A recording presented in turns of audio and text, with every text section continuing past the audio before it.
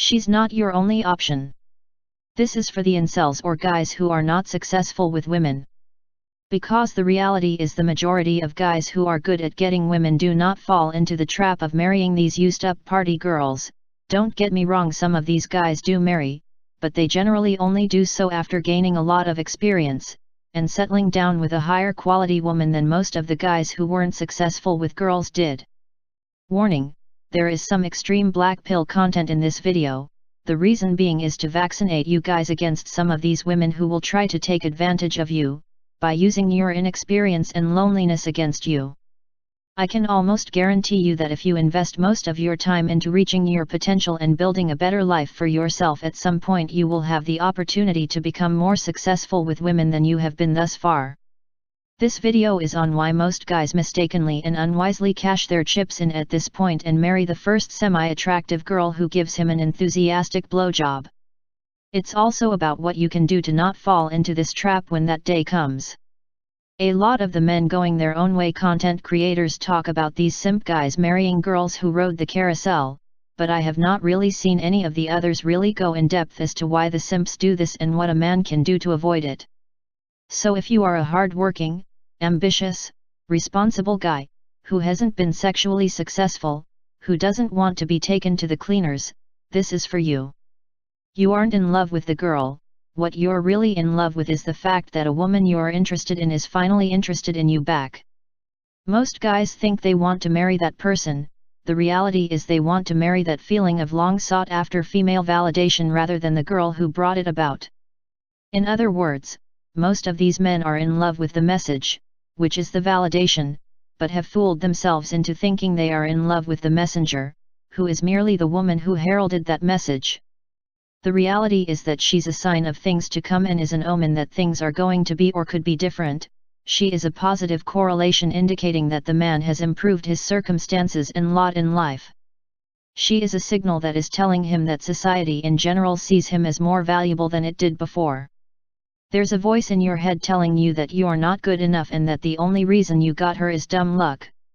There's a voice in your head telling you that if you don't tie her down, you'll wind up alone.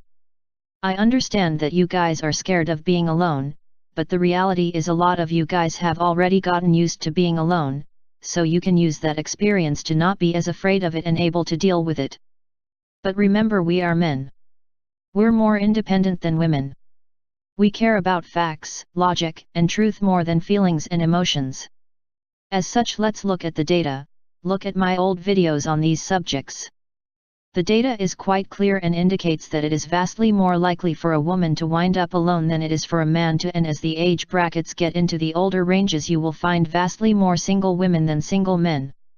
If you take care of your body by eating right and exercising, do mindfulness practice, are willing to learn new things and work to reach your potential, so you can build a good career, I'm pretty sure a lot of you will have options even into your 60s.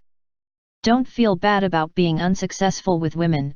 According to a recent survey, around 30% of young men today are incels, and to be fair, that's just the percentage of men who were honest about it. There were probably some guys who lied and said they were more successful with women than they are. As such, the number of young guys that are incels is probably at least somewhere in the 30% range and may even be pushing somewhere into the 40-something percentiles. So you guys aren't alone, as a lot of men are unsuccessful with women when they are young. Think of it in different terms: if a lot of these average or below average young women today were born male, they would be incels too. Remember that although they have it much easier than you in the short term, you can have a much longer lasting period of your life where you can date and have sex and enjoy options with different women. Look at it rationally. What's the harm in playing the field for a while once your career and resources have peaked? I posted videos on how men are at their most desirable to women at 50 years old. This was more or less proven with the largest study in history done on the matter. By then, the very worst case scenario at that stage will be you having to get with a woman your own age. But really, as long as you treat your body like a temple and have a decent career, there's no reason why you wouldn't be able to get a 40-year-old woman. Or if you've put in the work and ate well and thus aged like wine, you could even get a mid to late 30-something-year-old woman at that age. It's ridiculous to say that one girl is your only option. It's like saying that after refining your study habits and then getting an A in an average difficulty college course that this is the only class I'd ever get an A in, because I only got C's before. By focusing on his past lack of success, the person is ignoring the fact that his study habits have changed and so he's a better student now than the guy who only got C's. So imagine this student says I should just stop trying now because I'll never get another A and I might as well go back to getting C's again. By giving up after tasting your first victory, you're throwing away the valuable momentum you've built up in your life at this point. And here's a piece of advice: when you build up momentum in your life, whether it's in a useful skill, or your career, or in your love life, don't waste it. Keep going and run with it. Don't let that momentum fizzle out. Because if you let that momentum die, it will take time and effort to get back to that point. Be an opportunist in your life, and I don't mean that in the negative way. I mean go for the opportunities that are available to you. As long as they are not unethical, there's no reason not to. Believe me, when a man marries the first somewhat attractive girl who lets him stick his finger up her bum hole, that guy is letting his momentum die. All the potential and momentum of that time is lost because at this point the guy doesn't even know women, he doesn't know what he likes or dislikes and doesn't realize how much his thirst is blinding him. For example, to a person who hasn't ate or drank in 5 days, if I piss in a bottle and hand it to him, he's going to look at that piss like it's the finest mineral spring water known to man and he will gulp it down in one swig. Just as when a 6 finally gives a guy attention, he will see that 6 is an 11, he'll only see the good qualities she is choosing to show him and will ignore the red flags that he sees, and there will tons of other red flags that he doesn't even recognize. He won't even be able to ignore those red flags as they will go over his head. In order for his thirst to not deceive him into making bad decisions, he needs to get experience with women in order to not be so thirsty, and he needs experience to be able to read women and analyze their behavior. Until eventually he will see a 6 as a 6 and be able to call a spade a spade. Or a person scoring a goal, or a jump shot and saying that's the only goal I'll ever score. Or running a 6-minute mile and saying, oh geez, I could never run a mile in that time again, so I should stop trying and just go back to running a mile in 7 minutes from now on. I'd never be able to score another one, so I should quit while I'm ahead. I can never do a mile in 6 minutes again, so now that I'm in the best shape of my life, I should just go back to aiming for 7 minutes, which will cause my body to lose some of the gains and stamina that I've made. It's ridiculous when you think of it in these activities, isn't it? The reality is dating is a competitive arena where experience matters, just like sports or academia, so to treat dating as if it isn't is ridiculous. Imagine developing the skill set and experience to get a $20 an hour a job after starting from the bottom and thinking this is the only job that pays $20 an hour I'll get, so I better hold on to it for dear life while enduring terrible work conditions. The person is a better skilled worker now with a lot more to offer than the guy who was making minimum wage years ago. Maybe he has much better qualifications and certified skills or tickets that he didn't have years ago, and yet he's behaving as if he's still the same person who started out making minimum wage with no experience. That's the mistake these guys who were incels or guys who were unsuccessful with women make when they finally build a good life and career for themselves. They think that because they weren't successful with women before that they have nothing to offer. The truth is everything is different now because they have much more status and resources now, which fundamentally changes the female collective's perception of a man. These scenarios sound ridiculous for good reason, because if you can do something once, you can do it again. There are nearly 4 billion women on this planet, and because a 6 has finally shown interest in you, you think that you can't get another 6? Look at it rationally from the outside looking in for a moment. Look at it as if it were someone other guy thinking that, and you'll see how ludicrous that belief is. The sexual marketplace isn't perfect at assigning ratings to people, just like the stock market is not perfect in assigning value to stocks. If the stock market were perfect in assigning value to stocks, then no one would ever make money from stocks, because every stock or equity in a company would always be assigned the value that it's inherently worth. The reason why people make money from the stock market is because almost always some stocks will be undervalued and some will be overvalued by the market. So a smart investor can take advantage of the stock market's inefficiency. The stock market is an inefficient market, just as the sexual marketplace is an inefficient market. Some people will be very much undervalued early on, only to become highly valued later on. While other people may be overvalued early on, but with time will see their value in the market drop substantially. Just because you're undervalued or not valued by the market does not make you a bad person. Conversely, just because someone is overvalued or highly valued by the market does not make that person good. It's a person's actions that define them.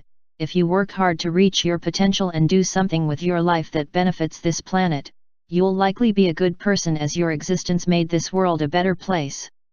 A person who doesn't do those things in their lives and just lives a hedonistic self-serving lifestyle likely isn't a good person, because their existence was detrimental to this planet. It's really that simple. Being a good person is essentially as simple as, did you being born and living your life make this planet a better place, for society, for the environment, for people, for the animals we share this planet with? If yes, the person was a good person. If no, then the person was neutral at best or bad. If you have not improved this world yet, there's still time to find a purpose in your life. Personally, for me, I find it easier to chase money when I'm also chasing some larger purpose and mission in my life. If you're a guy who has historically been unsuccessful with women, she wants you to think that she is your only option, as it gives her extreme leverage to control you. The reality is, in a lot of these situations, the man has more options at this stage than she does, but she does not want him to realize this. If you can be successful with 1/6, there are likely around 1 billion other 6s on this planet, and a lot of them may not want you, but some of them definitely will. Some of those other 6s will have less history, some of them will be sweeter, more loyal girls, some of them will literally take pride in servicing your cock, some of those girls will have tighter, shallower vaginas. Some of those girls will have pussies so tight and unbelievably sexy that she will squirm and giggle constantly every time you have sex with her. Some of you guys don't know what that's like, and that's okay, because most guys don't. But trust me, a lot of you can know what that's like, but only if you are smart about exploring your options. I can almost guarantee you won't know what that's like if you settle for the first pretty girl who gives you the privilege of smelling her farts on a consistent basis. I don't advocate for marriage, but I'm smart and understanding enough to realize that a lot of these young men going their own way who are saying they will never marry now, likely will marry in the future. I'm just being real here. A lot of these guys are talking a big game now, but the moment an even slightly pretty girl with a decent body sits on his face for the first time, a lot of these guys are going to be going straight back to the plantation. In these situations, the guy has two choices: he can commit to this girl, or he can play the field a while and use his momentum, have fun, gain sexual experience and learn firsthand about female nature, become more confident, and to eventually find better options. If he really wants to marry, he can likely find a much better fit than the first okay-looking girl who played with his ding-a-ling. If and only if he plays the field and explores his options will an average guy be able to find a decent woman he can pull his pants down in front of and do a good old-fashioned helicopter twirl for the lady and not have the police involved as a result. These guys who are so flustered and so enamored to have a girl who's sort of pretty pee in front of him, and he thinks his time has finally come, and he thinks his ship is about to sail. These are the guys who marry the first twat they have access to, without experiencing the sheer diversity of the twat kingdom. As far as twats go, let me tell you, there are beautiful ones, pretty ones, okay ones, I guess that'll do in a pinch ones if I'm piss drunk, and even then that's probably going to be a pass. Then there are twats so nasty and loose that I wouldn't fuck them with another guy's dick.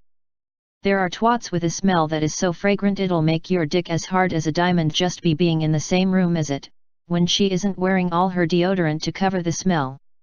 There are twats that smell so bad, you'd swear she has every STD known to man and eats battery acid.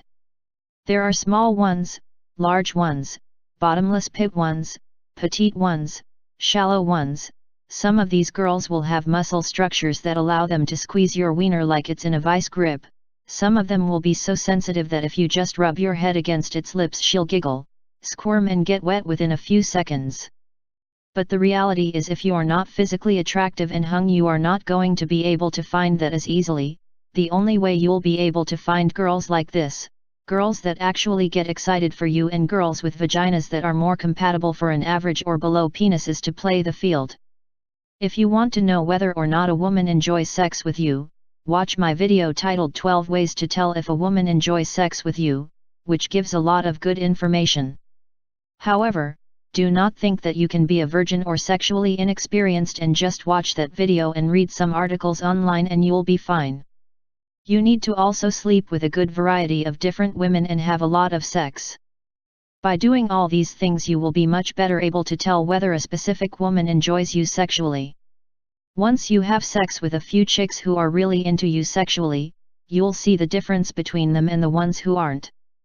That's why I find these guys hilarious who marry the first kind of attractive girl who tickles his nutsack.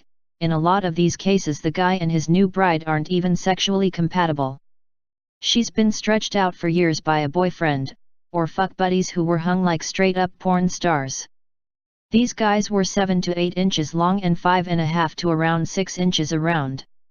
But Beta Bob, because he never actually got any experience with women before settling down, thinks he has a great catch here, when in reality his average-sized 5 inches dick is slipping and sliding around a sleeve that's used to being wrapped around men who were hung like ponies. I guess it may seem fun for Bob now, because he doesn't know any better, but it sure ain't fun for his wife, as a hung guy who's had a lot of sex, and have been with a lot of women who wound up with average-sized guys after we broke up, I'll tell you that. Looking at photos of my exes with their new beta boyfriends is hilarious, as most of these chicks have pissed off or dissatisfied looks on their faces in their profile pics with their new guys, because they got used to something sexually that she wasn't able to get again.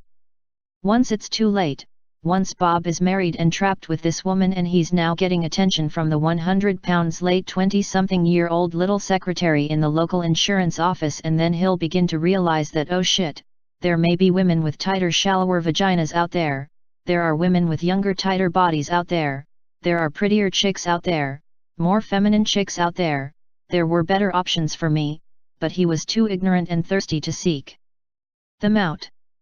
Beta Bob has never been considered attractive to most women, but this cute and tight little secretary has a thing for nerdy-looking guys, and there's just something about him genetically that she's really drawn to, so she actually finds him attractive physically, and her vagina is small as well, so she'd enjoy Beta Bob's 5 inches. Beta Bob's wife doesn't find him attractive physically, and she sure as hell doesn't enjoy his 5-inch wiener. But that's what happens when a guy finally hits a point where he has the potential for enjoying success with women and does not explore his new options fully. He settles for an inferior product due to his thirst. The following several paragraphs will be about as black pill as it gets, folks.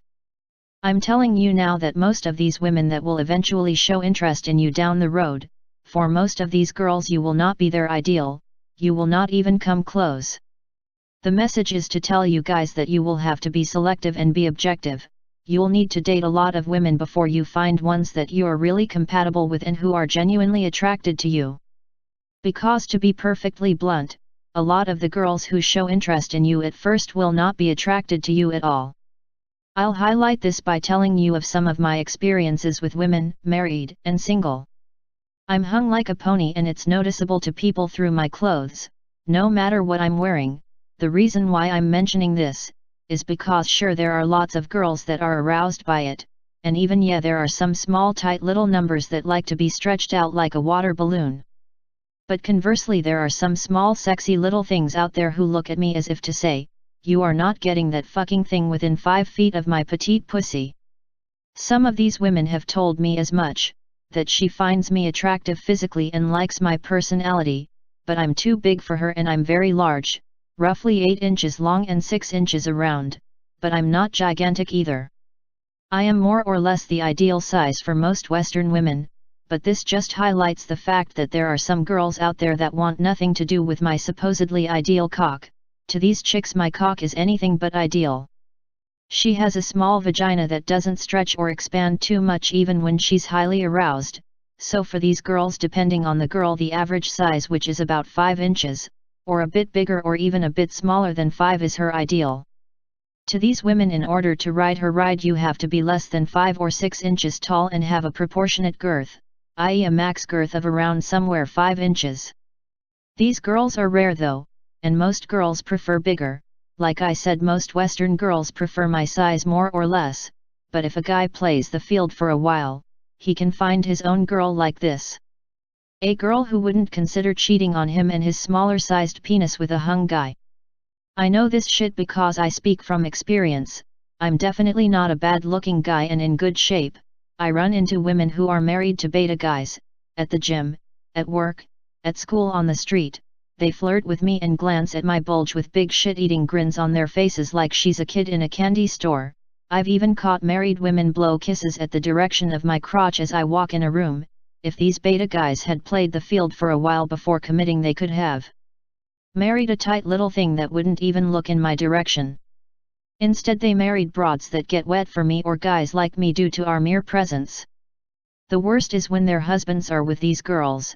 She'll see me and start grinning ear to ear, and she'll typically wave and slash or say hi as if she's a little girl who's just met Justin Bieber. She'll be stealing glances at my trouser snake as if she's been trapped in the Sahara Desert for days and I have a bottle of water dangling from the center of my belt. The broad can't even control herself as she's obviously flustered, soaking wet and horny as hell at the sight of me. It's not just obvious to me, it's obvious to her beta husband too, as he realizes that I made his woman more turned on by my soft one-eyed willy dangling in my boxers with pants or shorts on over top than he's ever been able to do in the bedroom in years of marriage. So it's an embarrassing situation for everyone involved because the beta husband knows that his wife is wet as rain for me right now, and I damned sure know that his wife just had an explosion occur in her twat for me as well. And I know that he knows his wife just had a big orgasm, and I know that he knows that I know that his wife will need to be changing her panties soon. So there is this uncomfortable knowing, reluctant acknowledgement, sexual tension and embarrassment in the air. These wives or girlfriends communicated clear as day that she may be married to her husband, he may be the father of her children, and he may be a great provider and a loving husband and a wonderful father, and she may even love him in some mostly non-sexual way. But despite all that, their vaginas wanted me, not him. It doesn't matter how much money you have, that isn't necessarily going to make a girl's pussy wet for you. But if you date a bunch of different women, you can probably find good-looking women who are a hell of a lot more attracted to you than most women are. If you're average or especially below, are these women going to be the majority? No, but they will be out there nevertheless, if you put in the time to look. If you want to think I'm bragging, fine. As an anonymous guy making videos, red pill and black pill videos on the internet, bragging wouldn't have any benefit for me. I'm telling you guys this shit for a reason. I get this a lot from married women and speak from experience as a guy who is more hung than 99% of the population. I possess the unrealistic physical ideal standard in penis size that most Western women gush over when behind closed doors, and I'm definitely not a bad-looking guy either. I don't think I'm a Chad. I'm not saying that every girl wants to fuck me. As a guy, unless you are a true high-level Chad, then not every girl will want to fuck you. But at the same time, I've seen things from women in my life that most guys don't get to see. She may tell her average-sized man that he's perfect for her, but when she's alone with her next boyfriend or fuck buddy who's hung, she'll be telling him how much she prefers his size to her ex. I know this firsthand. When she's alone with her girlfriends or in the shower at the pool or the gym, most likely she'll be lustfully telling the other naked girls, or the girls in their underwear within earshot, about the guy she saw that day who was wearing loose boxers and was hanging visibly as long or longer and thicker when soft as her boyfriend when he is fully hard. Or the cute guy she saw with a bulge on him so generously sized that her pussy is still tingling. Women are highly sexualized creatures, more so than men even. There are more nerve endings in the clitoris alone than the whole penis. As such, sex is better for a woman than it is for a man, if that man is physically compatible with her and good in bed. That's the key right there.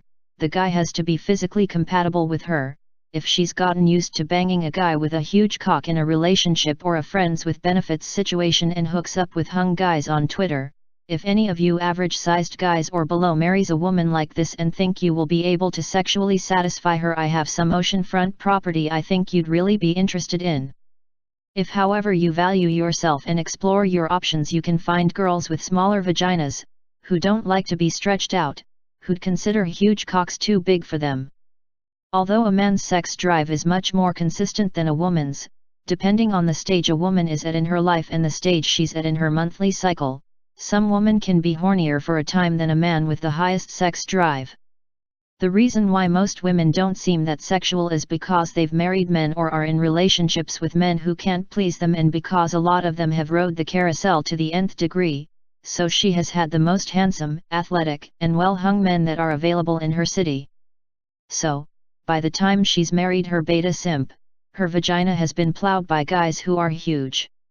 She doesn't want sex with most guys after this because, when she does, it provides just enough stimulation for her to become extremely frustrated with and remind her about all the stimulation and sensations she got from the porn star lovers of her past, that she is not getting in the bedroom with her present man. Why do you guys think women like to talk so much about sex, guys, and guys' bodies when they're in the locker room or group showers? Those are highly sexualized environments where everyone is naked or close to naked, and the girls are admiring each other's bodies and showing off their own bodies, and by extension expressing their sexuality to each other in a community setting with other fit and attractive women with heightened and relatively optimized sex hormones, plus heightened levels of dopamine, norepinephrine and endorphins due to them just exercising. In other words, at this point in the locker rooms and showers, these girls are horny as fuck. They have a post-workout high and she's around other women, rather than guys who will judge her. So the truth comes out unapologetically. The truth is, most of these Western women want athletic men, who are physically powerful. This is because she wants a man who can defend her physically if she's attacked. Moreover, she likes athleticism and power because she wants a man who can fuck her all day or night from every and any position under the sun during the days of the month when she's her horniest, which is obviously the ovulation phase of her menstrual cycle. She wants a big cock because, all other factors being equal for most Western women, a long penis can shotgun the sperm directly through her cervix up into the uterus, which is where her egg is located when she's ovulating. She wants a thick penis because it can better facilitate orgasms for most Western women and also creates a tighter vacuum seal with the walls of the vagina, which makes it less likely for any ejaculated sperm to drip down the sides of the vagina, which creates a better chance for pregnancy. That's why during locker room talk among women, whether they are young or older, single or married, they are swooning over athletic, powerful, and hung men. Think of Channing Tatum and you'll get the picture. In an interview, George Clooney told Channing to stay away from his wife in a half-joking, half-serious way. The reason being isn't because he's concerned Channing would act inappropriately to his wife. After all, Channing Tatum could go to any university on the planet right now and would have to have a platoon of bodyguards, or else all the young sexy girls with their raging hormones could very well tear the poor guy's dick off, in fighting over which girl got to suck him off first. So, it's not like Channing Tatum would be irresistibly attracted to George Clooney's nearly 40-year-old wife, even though yes, she does look good for her age. Clooney said that because he knows that his wife would ravage the poor young man. Sometimes the truth hurts, but sometimes knowing the truth allows a person to adapt by making different choices that better suit the truth and how that truth relates to his individual circumstances. To be honest, I think the black pill is only half true. Don't get me wrong, looks, height, penis size, power, athleticism, social status, all of these are important, but there are other personality factors that play a part too. There is something to the concept of game, for lack of a better word. A 4 is never going to have the success of Channing Tatum, but if the 4 optimizes his physicality as best he can, and pursues a good career and builds a good life and learns how women operate and learns how to interact with them, and most importantly doesn't marry the first girl who licks his shaft, the guy can sure as hell become a lot more successful with women than he would have been otherwise. I'll put it in a way that I think you guys will understand. Remember when I talked about the beta husbands with their panty-soaked wives who I ran into before, with their wives gushing over me and my body blatantly and drooling over my cock, all the while blissfully unaware of how obvious she was being? Some of these wives have ran into me when we've been alone and started flirting with me. Then, some of them will look at me, then glance lustfully and obviously at my crotch, then give me a super seductive look. I've been the guy that women have cheated on their men with in the past, so I know how dissatisfied a lot of girls are with their men. But today I don't really choose to have sex with these women as they are married, and I try my best not to go there, even though it sure as hell is still tempting at times, as some of these married women are thirsty as fuck for a guy she finds attractive, who has a big cock. Even when I was younger, a housewife that still looked good, who was a friend of my family, me over to her house and told me about how she is physically disgusted by her husband, but he's a good provider and takes care of her kid that she had with another man, and she complained about having sex with the guy a couple of times a year. Yet she'd always compliment me on my looks. I was ignorant back then, as most really young people are, and wondered why the fuck she was telling me this, but now I realize she wanted to have sex with me. Unfortunately for her, her husband came home unexpectedly early that day, before she was able to make me get the hint. There are other guys out there who women drool over as much or more than me, and they will have no issues with fucking a wife and mother. Ask yourself this: do you want to be the husband in those situations where you run into a hung and attractive acquaintance with your wife drooling over him in a lewd way?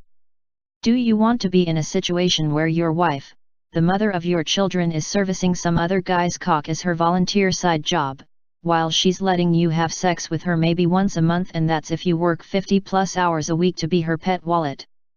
Finally, if her panties are getting soaked every time she sees guys she finds attractive, and if she is fucking some of these guys, word will likely spread, which would be embarrassing. If you want to be that guy, then go ahead and marry the first cute lady who makes poopy in your toilet, but if you don't want that, you will need to have your fun with her and move on to different pastures, so you can see the pussy and character variety that is available to you. Some of these pastures will be greener, some of these pastures will be grayer. As you accrue more experience points as a dater and a breeder, you will raise your level in the sexual marketplace. If I have not made this abundantly clear already, guys, if you are an average or below average guy in looks, athleticism, physicality, and penis size, you will likely not be able to please the majority of late 20-year-old to 30-something-year-old women who will start to show interest in you once you build a decent career in life for yourself. Most of these women, in order to warm you up to the idea of marrying her, will have sex with you 24/7 and will suck your cock like they're sucking a golf ball through a garden hose to get you to propose, but in most of these cases she is revolted by you physically. Remember that. That's how most of these women trap men into marriage. They have sex with him like she thinks he's a sexual Tyrannosaurus Rex, then they get married and her vagina dries for him faster than laundry hung on the line on a hot summer's day. I'm sure you guys have heard about men in sexless marriages by now. Guess what? Many of those guys are men just like you, guys who weren't successful with women, until a somewhat cute girl tickled his nutsack in just the right way in order to trap him into a sham marriage so she could extract utility from him, all the while she's fucking every guy's cock within a 1-mile radius, except of course for her husband. These are the girls who got gangbanged by jocks in college. She worshipped hung guys' phalluses like they were the second coming. She even prayed to those huge cocks. She learned ancient Hebrew just so she could properly recite ancient incantations to those huge cocks. Under the light of the full moon she danced naked around, while burning incense for those huge cocks. To this day, when the moon is in Scorpio during a vernal equinox, she will offer her period blood and sacrifice 5 rams to those huge cocks. But she doesn't give her husband anything. She only gave him a false taste in the beginning to lure him in, and now she's just fucking the hung pool boy on the side. Do you guys really want to be that guy? Understand that most of these girls who show interest in you once you become established are not sexually attracted to you, however they will offer you sex in order to entice you to commit to marriage. In other words, you can get in relationships with or casually date these women and they will likely give you sex in order to make the prospect of marriage more appealing to you. If any of these women say no sex until you put a ring on it, dump her and lose her number. There will be more where that came from, trust me, and many of these women will offer the pussy during the dating or relationship stages. Women will be more likely to do this for you if you make it abundantly clear that you have no interest in wasting time with women who will not even have sex with you without being married. Women will treat you how you allow yourself to be treated. So if you dump the girls who tell you that she won't have sex with you until she's married and don't even bother wasting your time with those chicks, it will become known to women via the grapevine that you aren't gullible enough to fall for that shit and that you have backbone. So women will eventually stop playing those stupid games with you and instead just casually date or get into a relationship with you and give you sex then, just like they did with every other guy she wanted long-term commitment from in her past. If however you act like a thirsty simp and still give these no sex till marriage broads your attention, time, and resources, women will lose respect for you and treat you like you are thirsty and gullible.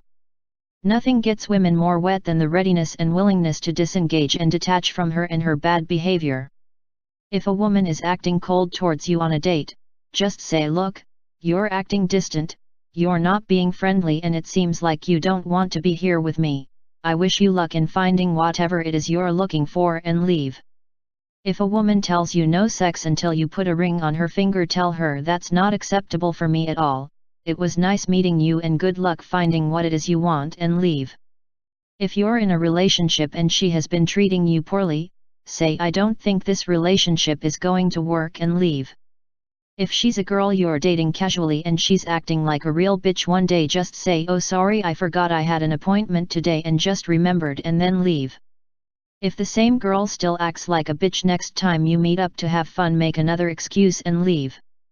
If after 4 dates or so a girl wouldn't have sex with you, but comes back to you after you ended it, tell her clearly that you are only interested in dating women you have chemistry with and who are interested in sex, and say something like, I'll only meet up with you again if it's to have sex and have a meal you can cook on the next date at your place or mine, because I'm not interested in pursuing relationships where there is no chemistry.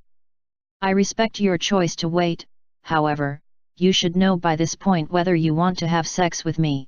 If you don't, then you do not have the attraction for me that I'm looking for, the attraction I'd expect in a potential girlfriend.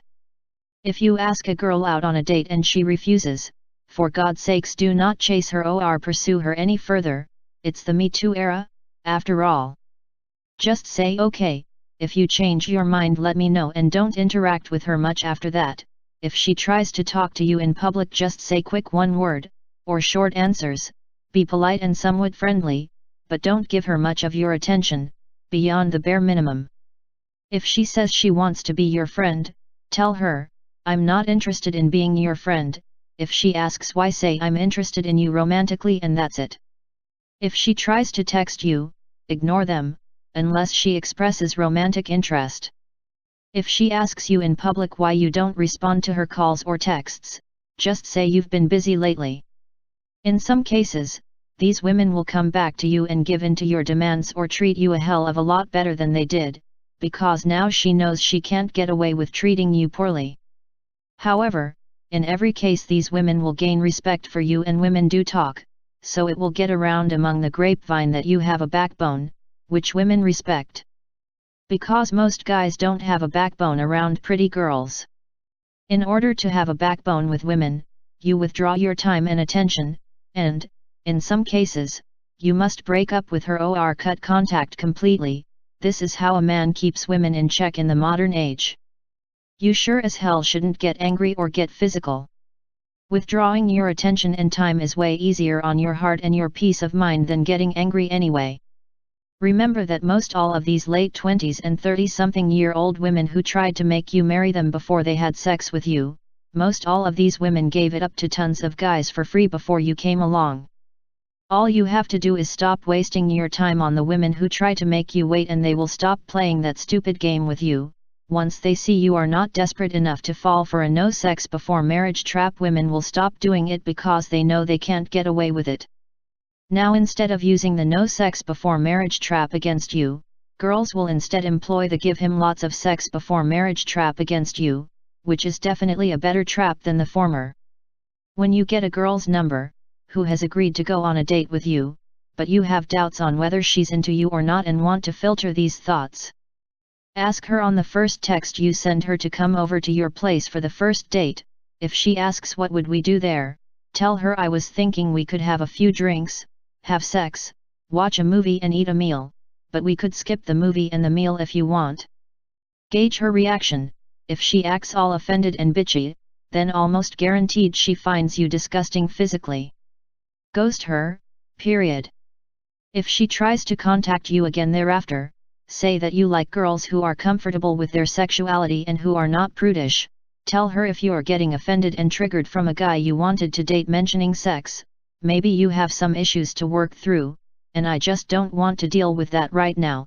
I'm interested in being with women who are stable emotionally and comfortable with their sexuality. When you are on dates with girls, bring up sex early and often. Bring up sex on the first date. If you don't, she'll lump you in with betas who are generally too scared to tell her that they are interested in her sexually early on. If you see a movie on your first date, put your arm around her right from the get-go. If she pulls your arm off or asks you to take it off, get up and leave. The juice is not worth the squeeze. Think about it. Do you think that she would stop her favorite celebrity from placing his arm around her during the first date? Yeah, that's what I thought. If she's attracted to you and has any real desire to sleep with you, she would not stop you from placing your hand around her on the first date. When you have your arm around her during the movie, kiss her lightly on the neck underneath her ear, or around the base of her neck. Just kiss her lightly and softly and one at a time, and only give a couple of them during the movie. You're kissing her to feel her out and test the waters, you're not trying to fuck her in the movie theater.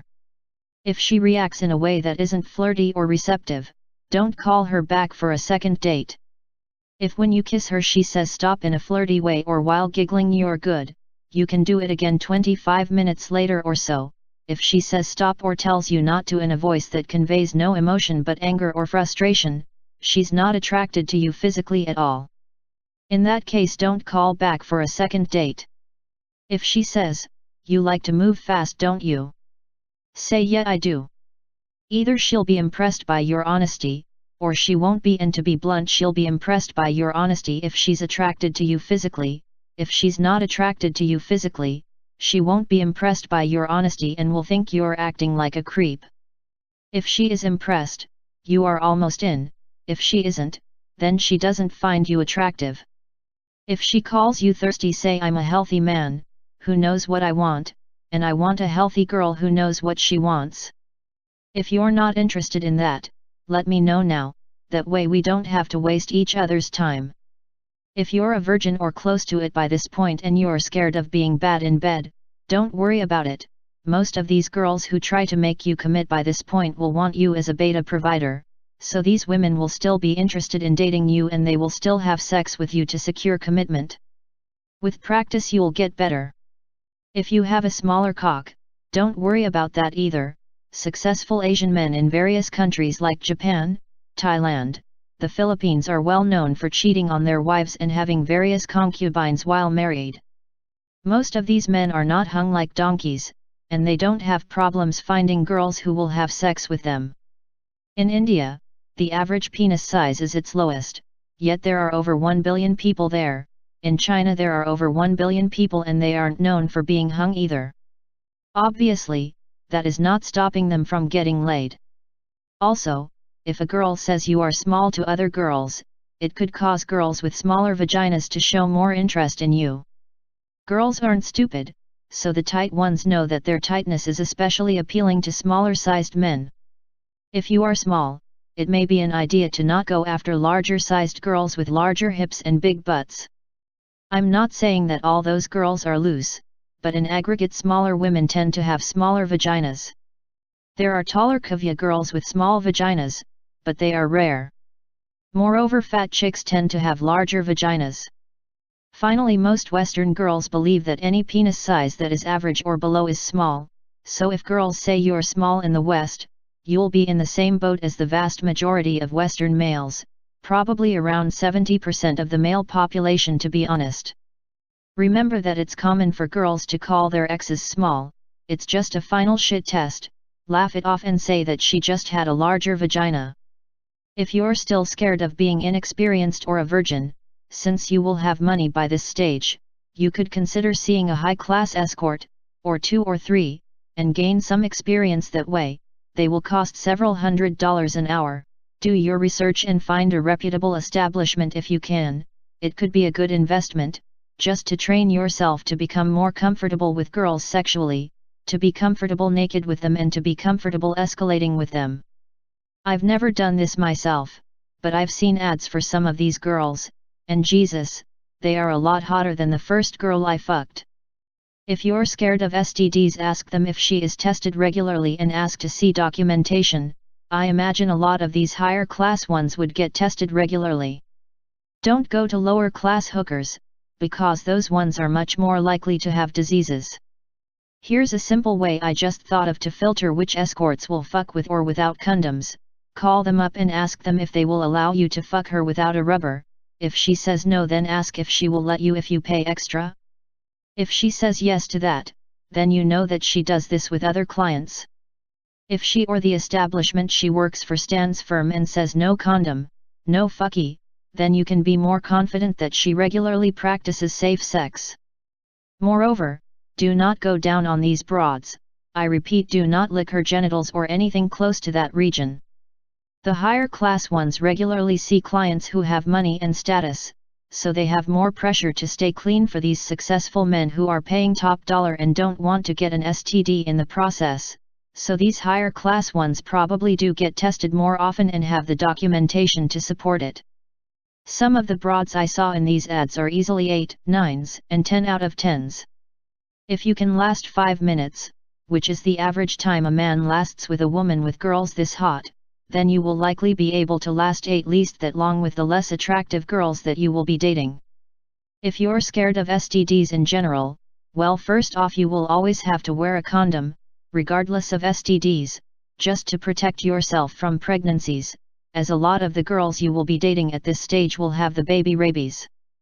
Condoms will help protect you most of the time, but they don't protect against everything. So if you're still scared, only get with girls who get regular STD tests. Test yourself regularly too. Tell girls that you're clean and regularly get tested and that you want to be with women who are the same way. If you're scared of the dangers of living a promiscuous lifestyle, you could get into relationships with women for a year or so, then move on to a relationship with a new girl afterwards. There are a lot of chicks out there who prefer going the serial monogamist route, so there will be fish in that pond as well. In order to make your body more resistant to diseases, you should eat well. Make sure you are getting all your vitamins and minerals from a naturally sourced multivitamin, exercise, take good supplements, and make sure your hormone levels are in the proper balance. However, do not go seeing these expensive escorts until you are successful in your career and have resources. I've known guys who blew most of their money on escorts in their 20s and 30s and they never got ahead and never built wealth for themselves. Even if they made a good income, they blew their money on hookers, or on women they married or got in relationships with, and now they are old and broken. If these guys had only been able to defer gratification and had lived frugally for a while, they could have accumulated real wealth and would have had way more success with women in the long run. When you are in your 20s and 30s, you should be learning, working and saving. When you do invest your money, invest in assets like securities, real estate, and of course invest in your health. Yoga classes, a good diet, good supplements, a gym pass, martial arts classes, these are all good because the money spent will pay dividends years down the road when you have higher energy levels, look younger and are more attractive, which will most importantly make you feel better about yourself and make you more attractive to women. If you invest your time and some money into your health, you will age better, you'll live longer, and you will have the health and vitality for longer, so you can earn money, fulfill your mission, and yes, have sex with attractive women for a longer portion of your life than you would otherwise. Naturally, if you are in school or making a very low wage, you may not be able to afford these classes or supplements, but you will likely be able to afford a gym pass and a naturally sourced multivitamin. You can buy a yoga mat for $20 and watch guided yoga practice videos on YouTube. There are at least tens of thousands of them, with new ones uploaded every day.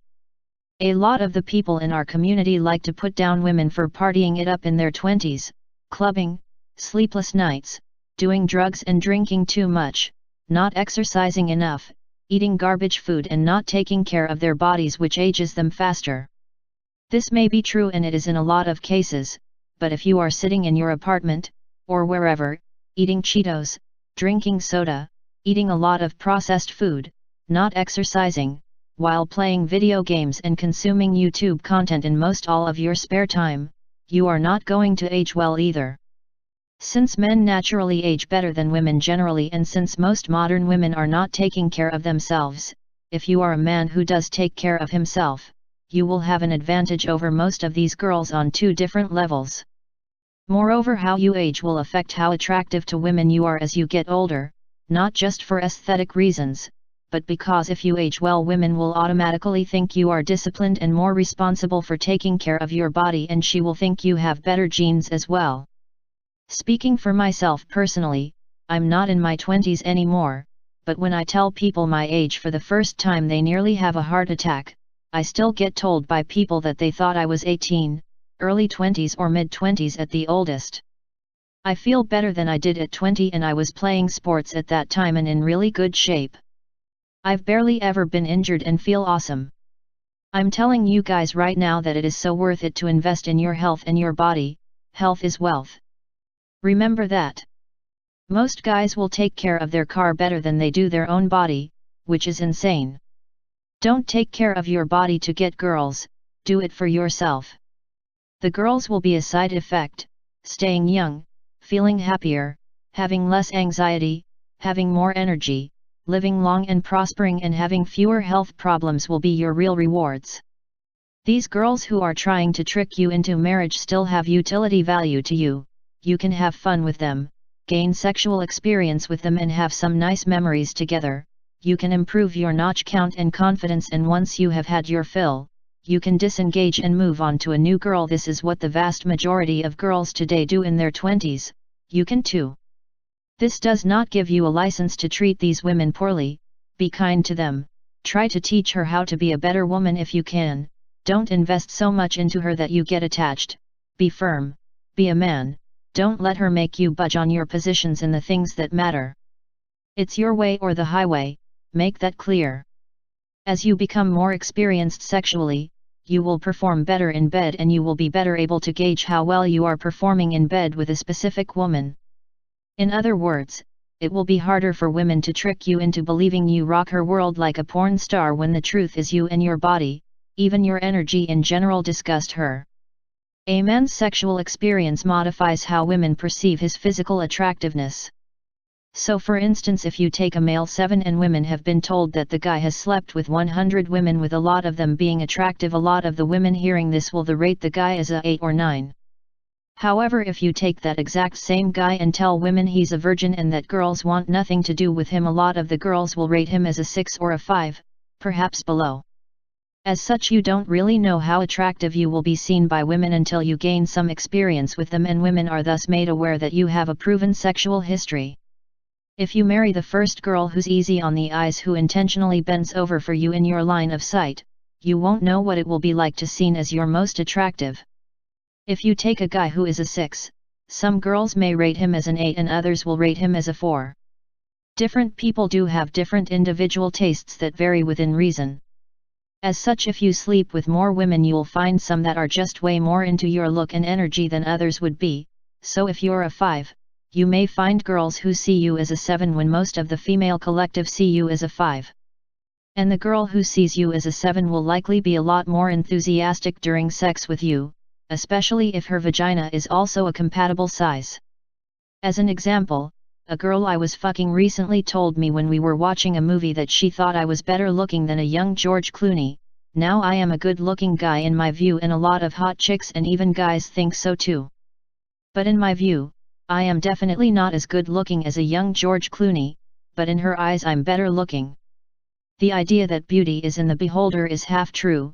While there are specific features and proportions that are accepted almost universally as beautiful, there is also room for variation within that. For instance, depending on the observer viewing, any given person can seem more good-looking to one person than most other people would rate that person.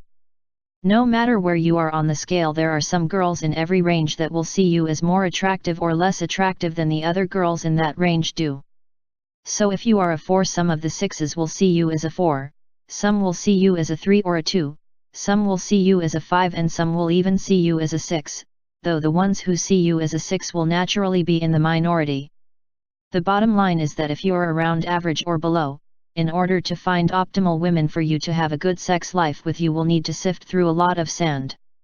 The reason why most girls are notoriously boring in bed is because girls generally won't put any effort into sex with guys she deems average or unattractive. I'll tell you right now, when a lot of these girls are in bed with a guy who really turns her on, she will bring her A game sexually and give him an experience that her beta guys never even knew was a possibility with her.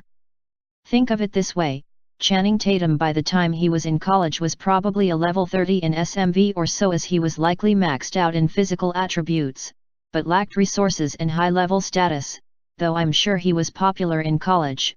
That is of a much lower order status than, say, being a celebrity, or even a male stripper.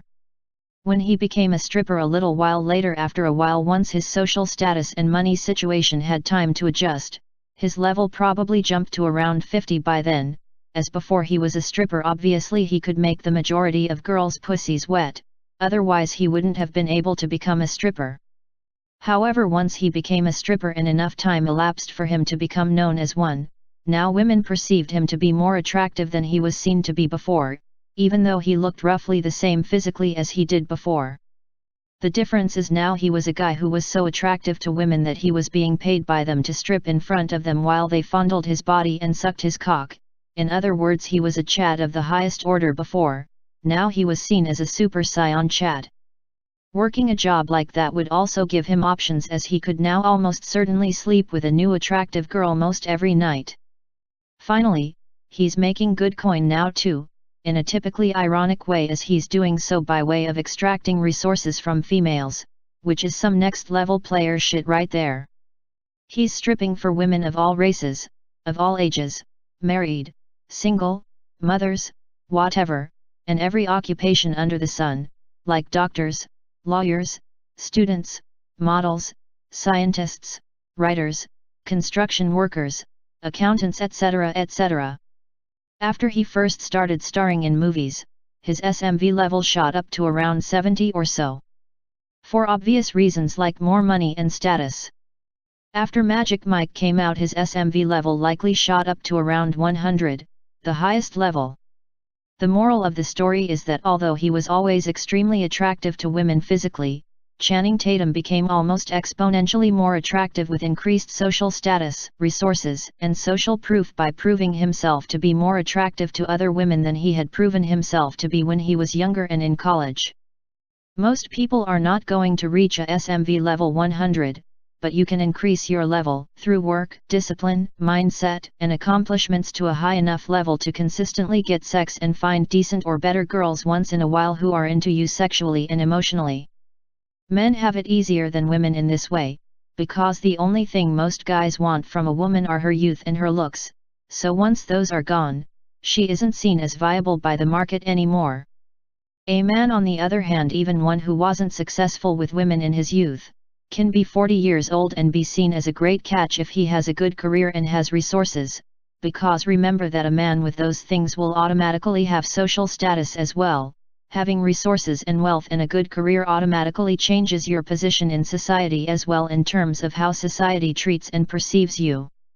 A man at that age is still sexually functional, as he can still easily produce healthy children. A woman at 40 years old, it doesn't matter what she has or has done, because she isn't sexually functional anymore, as she is likely not having children period, let alone healthy ones. That's why I find it hilarious when Beta Bob settles for an old wizard sleeve that has been stretched out by hung guys.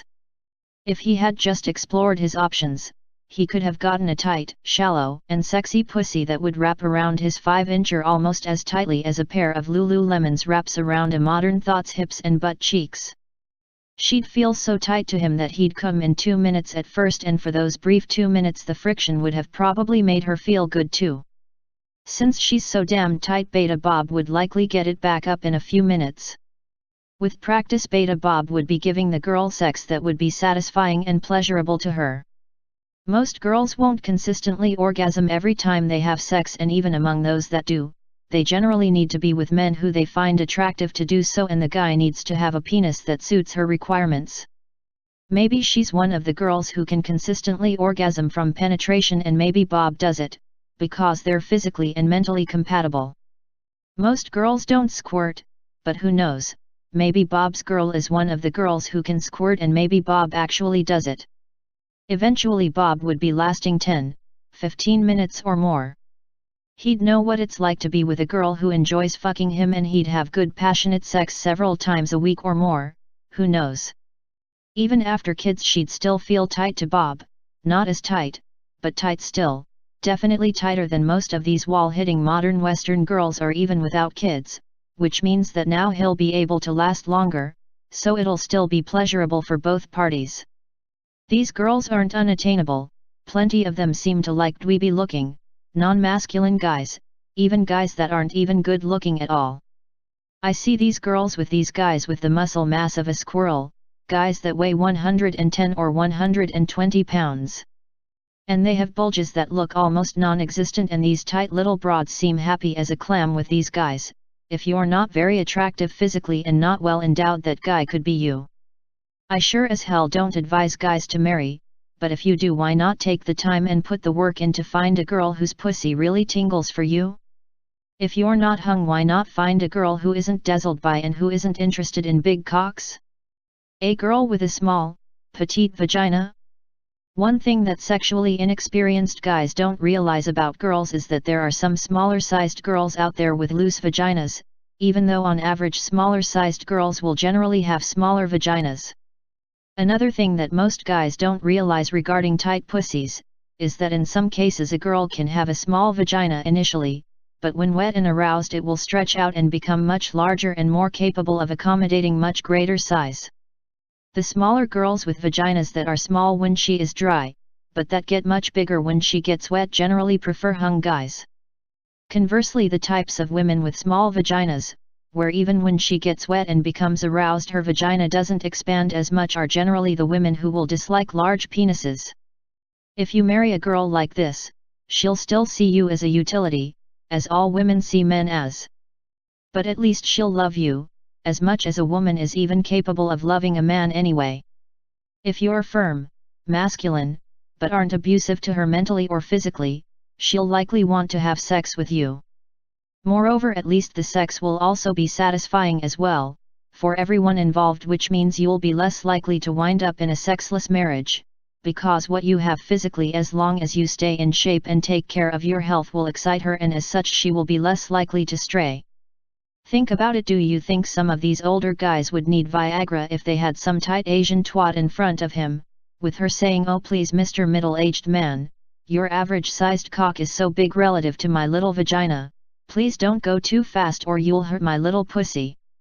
I don't think a lot of these guys would need Viagra if they had that in front of them, but the reality is a lot of these guys didn't marry a girl like that. He married an ex-party girl, who was stretched out by guys like me by the time she was in her mid to late 20s. By the time this party girl pops out a few of his kids, she may have something that looks like the Grand Canyon in between her legs to a smaller guy, so is it any wonder he needs Viagra? With her at least? Even I wouldn't want to have sex with some of these broads by this stage, and I'm huge. Their vaginas are loose and her beef curtains are unattractive to me. For an average guy, I could see why his little head would just say, "No sir, I'm not getting up for this party." If you are an average or below average guy in terms of your physical attractiveness, which would be the sum of your looks, height, penis size, build and athleticism, then I am telling you this: once you get some success in this world, there will be a lot of imposters who try to marry you, so you can be her beta bucks provider. The reason why those girls are imposters is because they will pretend to be attracted to you physically, but they won't be. Those are the wives I mentioned earlier who drool over guys like me in front of their husbands and who try to fuck guys like me behind closed doors. There will be other women who will try to ultimately marry you, but who will actually find you attractive as well.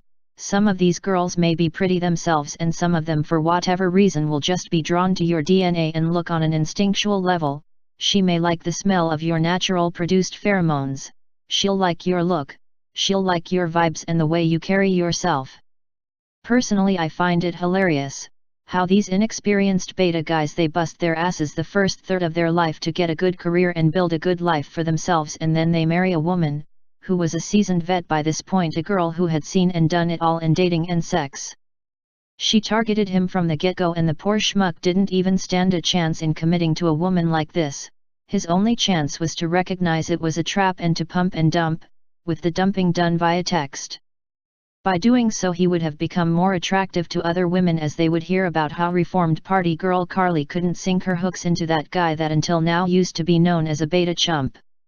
Women get turned on to the nth degree when a man dumps a pretty girl.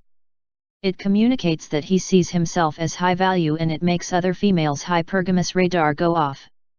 They think to themselves, Beta Bob, who couldn't get girls to save his life before, is now more successful in his life, just had sex with reformed party girl Carly and had the balls and belief in his future options to break it off with her.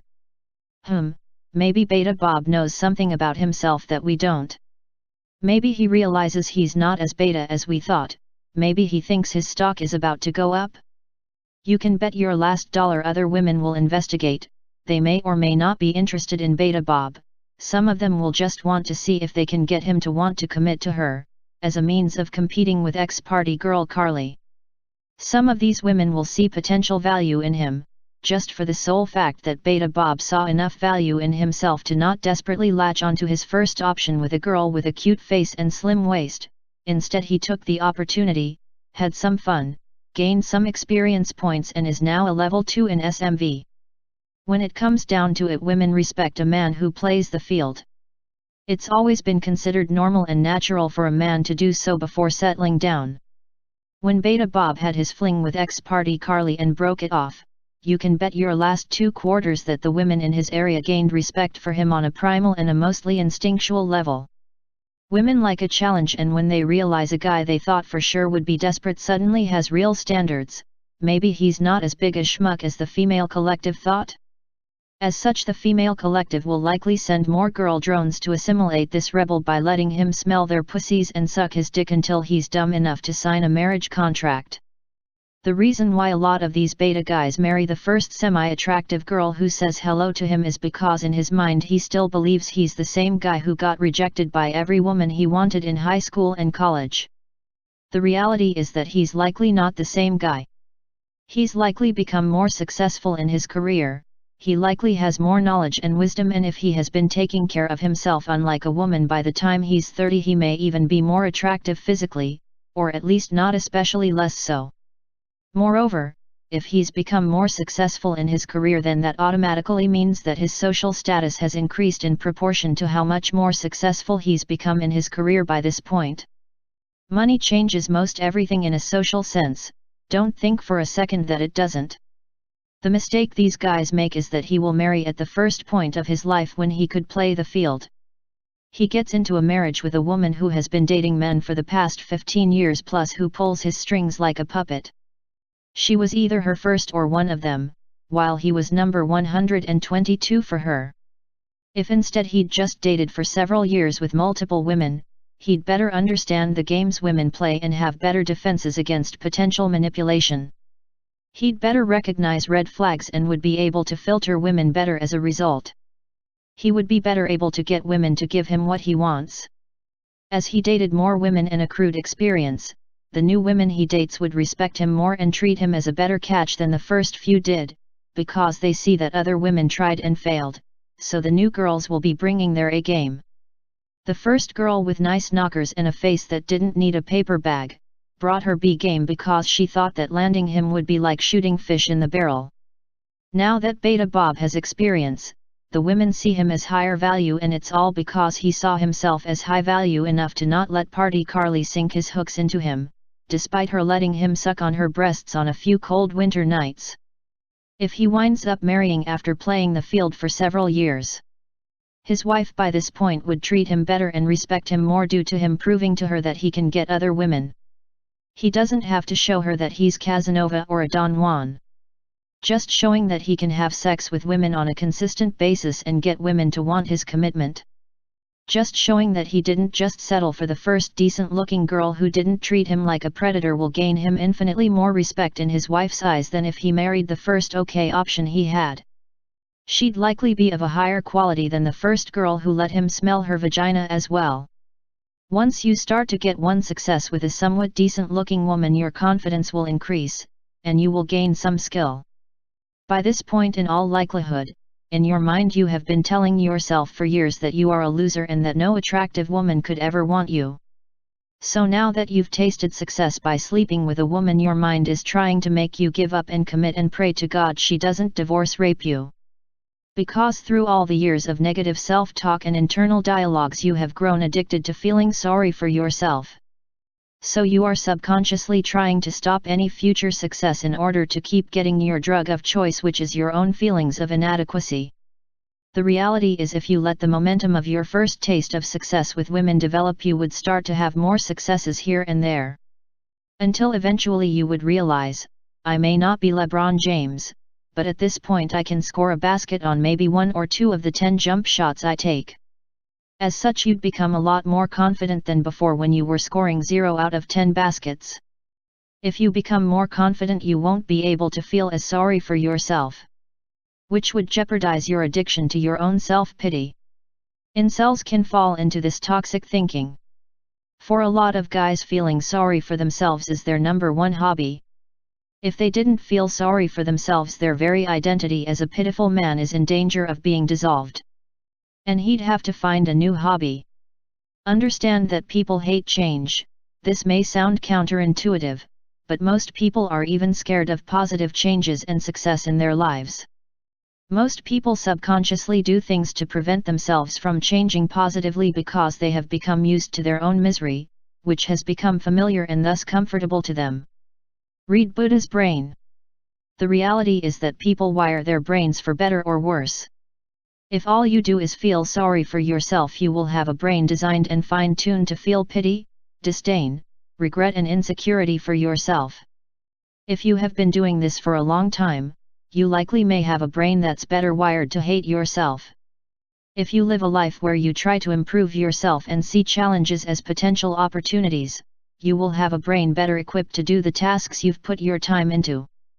The reality is that it isn't too late, if you are alive. If you've wired your brain for misery and fear of success, you can still rewire it to become much more positive and more willing to see challenges as opportunities and to face them with optimism. When first learning mathematics, it requires a lot of mental effort and conscious thought. A master mathematician who studied for years can easily do the same problems a novice struggles with, while watching a movie, because at this point it's all an intuitive reflex inside his brain. Your lack of belief in yourself is an intuitive reflex. It can be changed. Like math, it won't be easy at first, but with time, persistence, and patience it's both rewarding and possible. The reality is, if you can get one girl of a certain quality to become interested in you, if and only if you have the self-respect to play your cards right, there is more where that came from. You can get more of her quality to become interested in you as well. She isn't your best option. In the ultimate act of irony, you have just convinced yourself she is your only option long before you had even met her. When you incels or guys who have been unsuccessful with women get your first taste of success with an attractive girl and make whatever choices that you choose to make, don't say that I didn't advise you about this. If you liked the video, like, comment, subscribe.